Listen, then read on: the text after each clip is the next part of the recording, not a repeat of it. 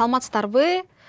Бүгүнкү биздин сабагыбыз ошол өткөнкү сабакта биз даректүү тасмалардын максаттары жөнүндө сүйлөшкөн болчубуз. Ошол максаттардын биринде мен айтып кеткен болчумун өзүмдүн мекке карай жол тасмам тууралуу силерге кеп жасап, ошол мекке карай жолдо ошол кандай мен каарман менен сүйлөшүп баштадым, мына ошолор тууралуу айтып берген болчумун.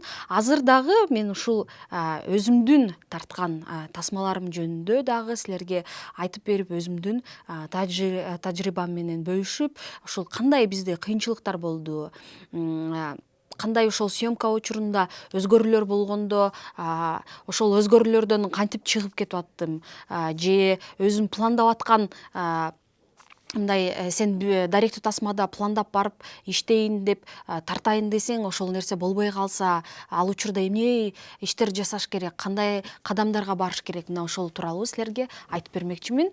Анда эмесе ошол мен силерге жогоруда айткан мекке карай жол тасмамдын бул 20 минуталык тасма болгон. 2011-жылы тарткан болчумун. Ошол мен силерге айтып берген болчумун. Ошол баягы мен интервьюну айтып бербедимби силергечи? Ошол чынында ошол интервью деген бул эң маанилүү нерсе дедим. Анан бул жерде дагы бир кызыктуу маалымат болгон. Бул тасмага негизи ошол Алга айылынын тургундарынын көбү катышкан болчу. Ошо Алга айылынын тургундарынан көп кишилерден интервью алып, ошол эстелик тургузган деп айтпадым беле? Ошол атайын Алгада эстелик тургузган жерге барып алып, ошол жерде жашаган тургундардан сураганбыз да, бул эстелик силерге эмне тургузуп койду, пайдасы барбы, силер мындай кубанып атасыңарбы же кереги жокпу деген ушундай бир суроолорду да берип көрөйүн деп мага да өзүмө аябай кызыктуу болду. Анан негизинде көбүнчөсүндө ошол окуучулардан, жаштардан алганда, жаштардын баары айткан, бул жер биз үчүн бир кандайдыр бир башкача жер болуп калды. Ушул жерге келип биз өзүбүздүн ата бабаларыбыз, менин да чоң атамдын аты жана аты жөнү ушул жерде жазылып турат. Дайыма ушул келип бул жерге гүл коюп кетебиз депчи. Демек, ушул Сулайман ата, ошол фильмдин аты дагы Мекке карай жол деп эмне үчүн койдум? Мына ошол жөнүндө да айтайын деп атпаймынбы силерге? Себеп дегенде мындай да, бул Сулайман ата Меккеге барам деп жүрдү да, Меккеге барам деп каражат топтоду. Андан кийин ошол Меккеге барбастан ушундай бир айылында, чоң айыл болсо дагы, бирок ошол жерде эстелик жоктугун билип туруп, бул мындай болбойт, бул бир нерсе жасаш керек, эстелик тургузайын деп туруп, анан эстелик тургузду да, ошол чечимге келди. Демек, бул жерде бул мен ойлойм, ошол Меккеге кетип аткан ошол жолу да, ошол жолго Меккеге карай жол, ошол жака барам деп атканда, ошол жолдон бул ошол өзүнүн эстеликти атайын ошол жердештерине арнап, согушка барып кайтпай калган, согушта барып катышып келген ошол жердештерине дагы арнап ошол эстелик тургузган да. Негизи анан бул жерде дагы бир кызыктуу жери ушул Сулайман атанын ушунчалык өзүнүн жерине, өзүнүн элине күйүмдүүлүгү. Ошол эле жерде азыр бул эстелик тургузбастан дагы канал ачам.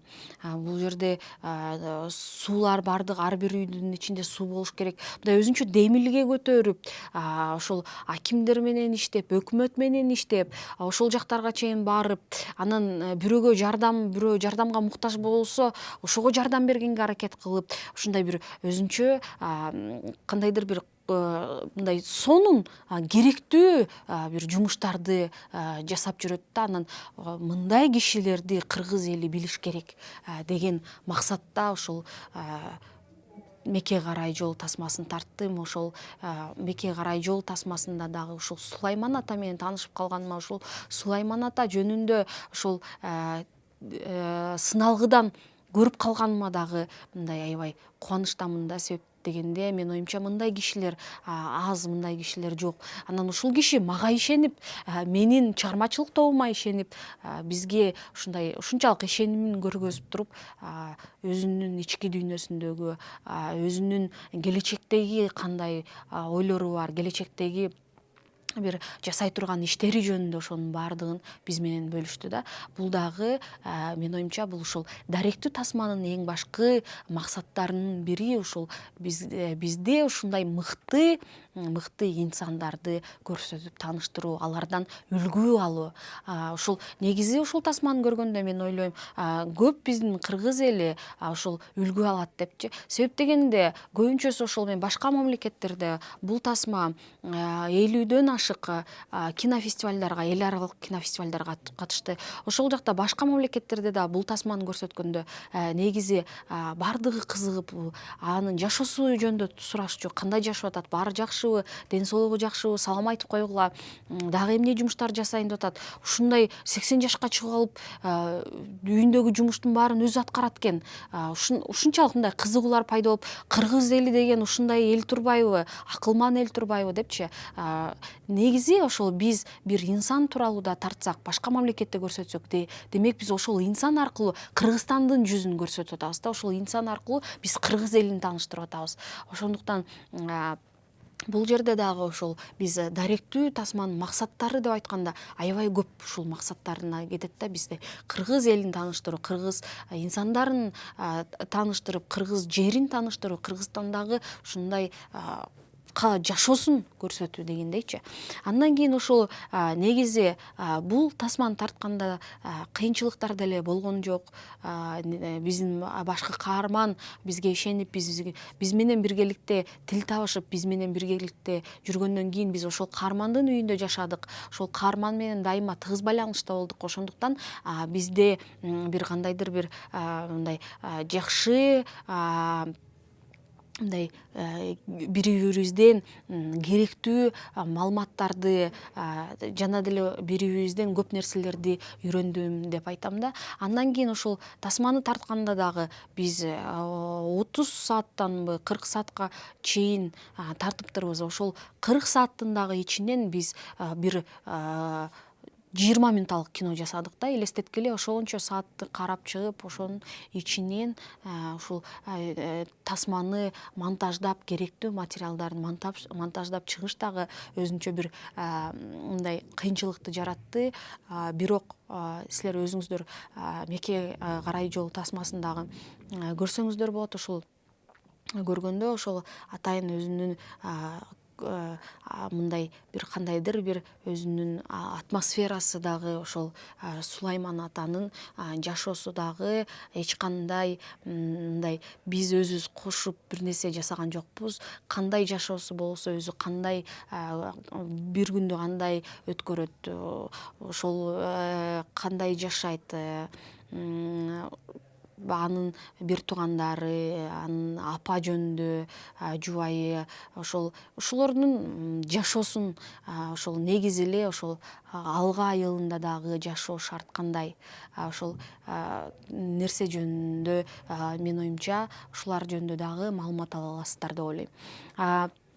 Негизи ошол биз фильмдердин максаты дегенде да токтолуп, бүгүн ошол мен силерге Мекке карай жол тасманын уландысын дагы ушинтип айтып берип атам, 20 минуталык деп. Себеп дегенде менин оюмча мындай да, эң башкысы даректүү тасмада сен башкалардын да даректүү тасмаларын көрүп, ошолордон дагы мындай көп нерсени үйрөнсөң болот. Себеп дегенде кандай накта, кандай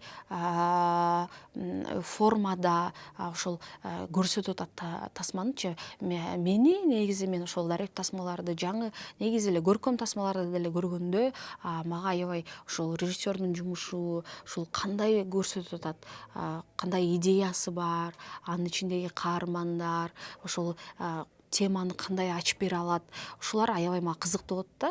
Ошондуктан мен дагы ойлойм, бул жерде силер азыр мен Сулайман ата жөнүндө дагы кененирээк силерге айтып бердим. Ошол азыркы айтып бергенден кийин дагы көрүп, силер өзүңөр дагы салыштырып, бир кандайдыр бир чечимдерди жасасаңар болот деп ойлойм да. Андан кийин бул негизи бул тасманы тартканда бир 3 үч жарым ай убакыт кетиптир. Себеп дегенде биринчи даярдануу убактысы ошол бир айдай болду. Андан кийин тартып келгенибиз бир 15 күндөн ашык тарттык. Андан кийин монтажын жасадык. Ошол монтаж топтоп, материалдын баарын топтоп, үндөрүн оңдоп, ошонун баарын жасаганда бир 3,5 айдай убакыт кетиптир. Ошол 3,5 айдын ичинен кийин биз ошол атайын ошол киностудия кыргыз фильминде тартылганда ал жерде өздөрүнүн көркөм кеңеши бар. Ошол көркөм кеңеши кинону көрүп туруп, андан кийин өз чечимдерин чыгарат. Ошол кинону кийин көрүп кабыл алышты. Кабыл алгандан кийин анан биз элге тартуулап көрсөттүк да. Өзү Сулайман ата дагы башын кийинчерээк көрдү тасманы. Телевизордон көрүп калдым дейт. Кийин мен дагы дисктерге жаздырып жиберген болчумун. Көп эми кишилердин интервьюсу кирбей калды. Негизи ошондой дагы учурлар болот. Ошого дагы даяр болгула. Себеп дегенде силер материалыңар көп болуп, аябай башкалардан интервью аласыңар, бул жакты тартасыңар, көп жерлер тартасыңар, бирок ошол кинону келип туруп тасманы монтаждайын деп атканыңда, монтаж учурунда керек эмес болуп калышы мүмкүн да. Мындай бул кереги жок болуп калат да. Ошол мындай бир кинонун бир концепциясына ылайык келбей, ошондуктан топтогон учурда, монтаждаган учурда мындай көп нерселер алынып калат дагы. Албетте ачууланасың, албетте киргизгиң келет, бул материалды дагы алып салгың келбейт, буну кошушуң керек, бул балким кооз тартылып калган болот, бирөөсү сонун сүйлөп берген болот. Ошондуктан ошондой учурлар болот.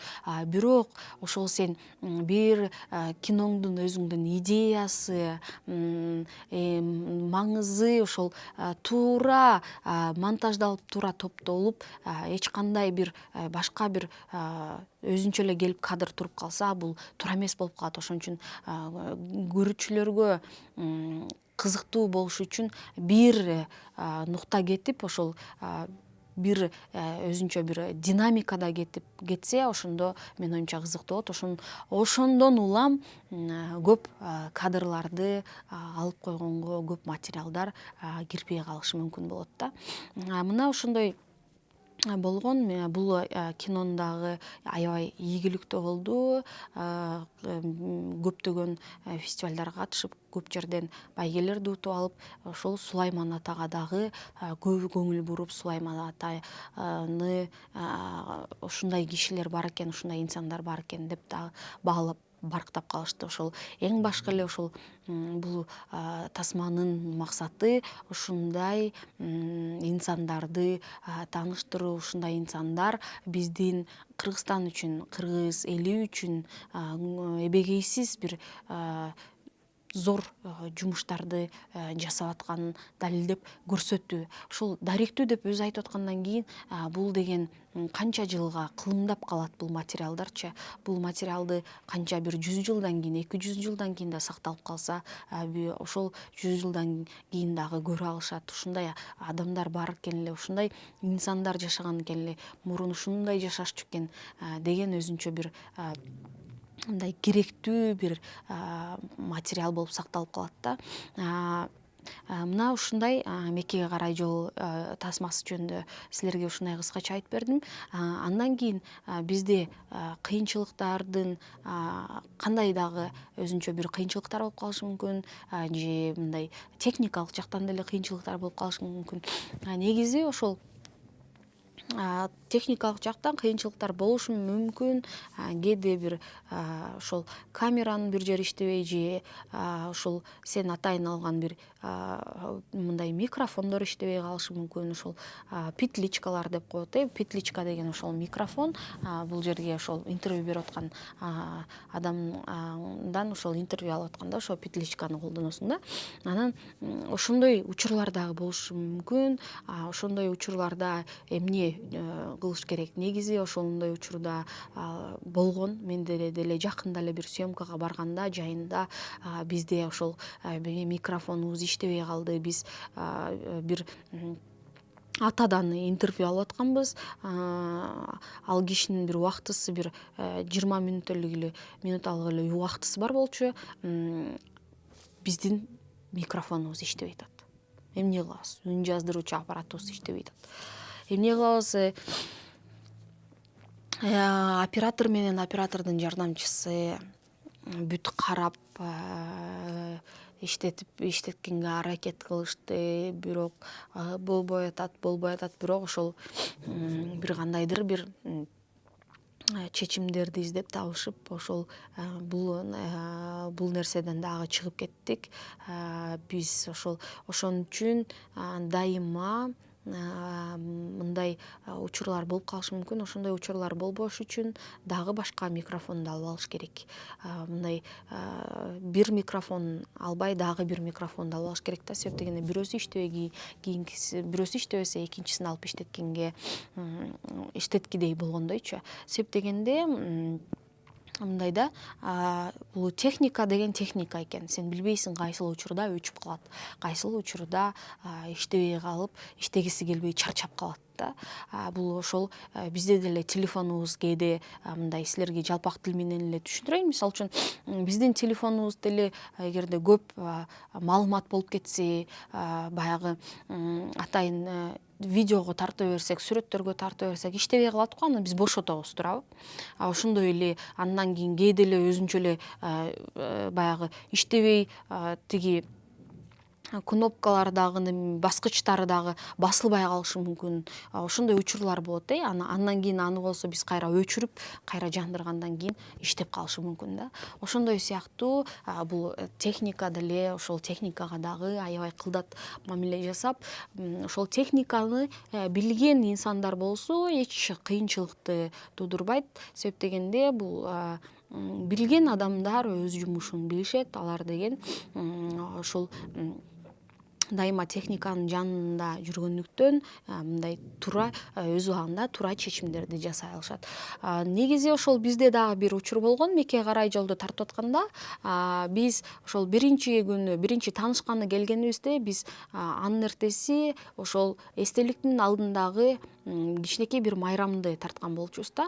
Анын мындай майрамды карасак кызыктуу бирок майрам болду. Өзүнчө сахналаштырып, театралдаштырып, окуучулар ошол 41-45 жылдары немистер менен согушуп аткан учурду көрсөтүшүп, аябай өзүнчө бир мындай декорацияларды жасап алып, аябай кызуу даярданышкан экен.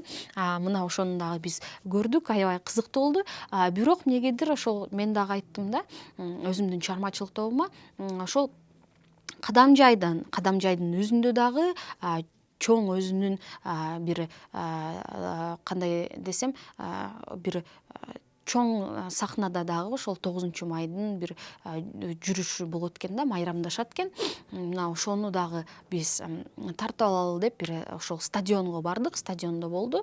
Ошол стадионго барып, ал жердеги майрамды дагы тартып алдык. Анан мен негизи ошол ойлоп аткамын, ошол майрамды тартып алганда негизи ошол стадиондогу майрамды кошомго, себеп дегенде ал деген бир чоң жерде болуп атат, масштабдуу. Ал жерде ошол биздин мындай бүт нерселер көрсөтүлгөн, кызыктуу болуп атат. Мына ошол майрамды көрсөтүшүм керек. Мына ошол менин тасмама ушул кадрлар кирет го деп съемка учурунда эмнегедир мындай ошондой ойлор болгон болчу да.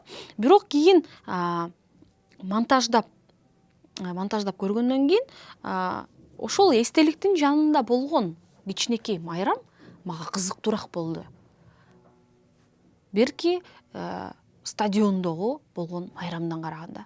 Себеп дегенде ал жерде чынында окуучулар өздөрү аракет кылышкан, ошол өздөрү ошол кызыгып, ошол тарыхка, ошол болгон окуяларды кызыгып, ошолорго аябай даярданып, өзүнчө бир чакан бир өзүнчө бир бизге майрам уюштурайлы деп, тартуулайлы деп, ошо ак дилинен ошол аябай даярданышып жасаган нерсе мен үчүн аябай кандай десем, бир мындай сонун болуп көрүндү да негизичи. Анан мен ойлоп калдым, ошол кичинекей балдардын ошол Сулайман ата эстелик тургузган жерде майрам болуп атканы менин оюмча бул кызыктуураак жана керектүү маалымат деп ошол эпизодду мен өзү ошол 2 эпизод тартылган башка Кадамжайда өзүндөгү